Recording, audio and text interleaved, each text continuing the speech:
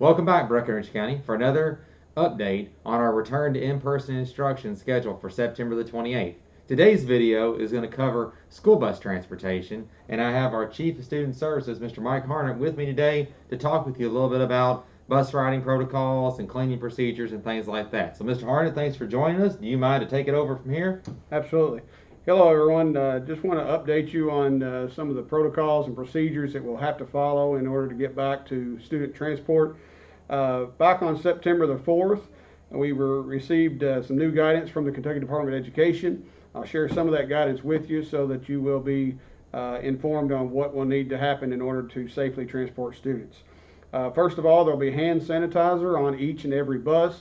When students board the bus, they will need to take hand sanitizer, use that. Also with the cards, they'll obviously scan their cards when they get on the bus, and then they will proceed to sit in their assigned seat, just so that we have accurate records for contact tracing with the seating on the bus.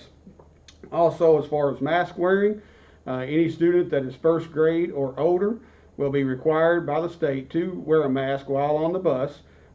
Preschool and kindergarten are strongly encouraged to wear a mask, but first grade and older must wear a mask under this guidance from the state. Also, any adults on the bus, the driver and the aides that are on some of the buses, they will have masks on the entire time as we follow this protocol. As far as temperature checks, we are asking that the parents take your child's temperature every morning prior to them going to the bus stop. If the child has a temperature of 100.4 or higher, they need not come to school that day. And so it is important that you take the child's temperature, as it will be taken again once they get to school. And if they do have a temperature, this will save you from having to come to the school and get your child. So we ask that each parent helps us with that part of it and follows that protocol every morning. Just so you know, the bus drivers will also be taking their temperatures each day, and that will be recorded as well. And if any bus driver has a temperature, they'll be letting me know, and we'll be following our protocols for getting a substitute bus driver and going through that. There will be a maximum of 2 students per seat. So on the regular size school bus that you're used to seeing, there will actually be a maximum of 42 students on a bus, because the first seat behind the driver will be unoccupied, and 2 students per seat thereafter. When at all possible, we are trying to sit siblings with one another, just so that the same household will be in the same seating area, in case we do have to go through the contact tracing protocols that are set forth by the health department. The one big change this year is there will be no traditional shuttle bus runs. Most of you know that in the past we have had the students picked up at the residence in the morning and taken to the closest elementary school, at which time they get onto a shuttle bus, and those students proceed to the middle school and high school. With the cleaning regulations and the other protocols, we will not be able to do that. So the bus that picks your child up at home will be the same bus that delivers that child to school, and same way in the afternoon. The bus that picks your child up at the school will see them all the way home, and there will be no transfer to start this school year when we go through A, B, and get the year started. And then we'll just have to see how things go once school gets rolling, and hopefully we'll be back in 5-day-a-week all student soon, and we'll look and see what the state guidance is at that time. We do just ask that you continue to reach out to us if you have any questions or concerns related to the health guidelines that are set forth. Just a couple of other points very quickly. The same as last year with preschool bus transportation, it is a requirement that if your student is a preschooler, you must hand deliver the child to the bus door. So you must walk the child hand in hand to the bus door, at which point the bus driver will take responsibility for that child.